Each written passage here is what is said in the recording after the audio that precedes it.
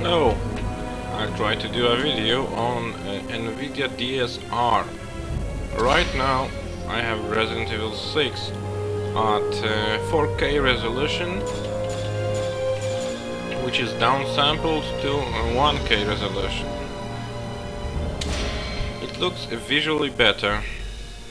It actually is easier to apply than a regular AA, and the hit on the FPS, at least for me with Nvidia GTX 970 card, is actually quite good. I have in menus 112 FPS on a monitor that supports 60 FPS without blurring anyway. And in the game I have between 60 and 90 FPS. Right now it's exactly at 90, 89 right now. Everything is affected by this kind of DSR technology, both in game and when I actually run Steam.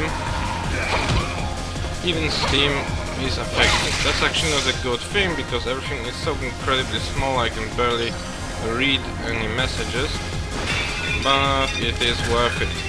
The game looks really better. Even things that are usually not affected at all by AA are affected by DSR.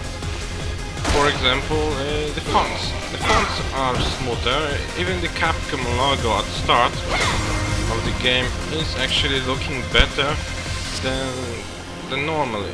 It's not just a JPEG apparently.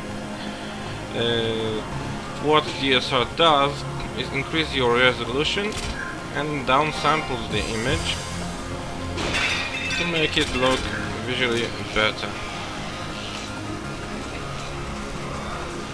You can see no jaggies really, at least compared to vanilla game.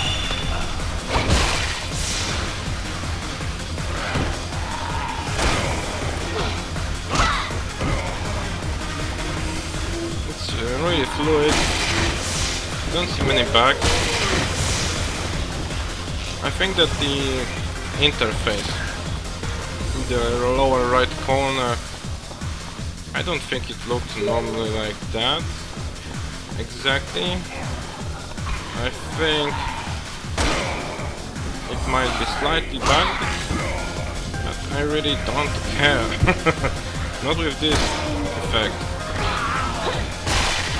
Of course, the game is not a masterpiece on itself at 1K, but that's the whole point. You can make older games, games that are not compatible with AA, look better, closer to the games that maybe are out right now.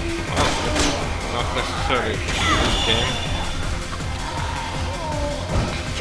Still, it doesn't look bad. I tried actually yesterday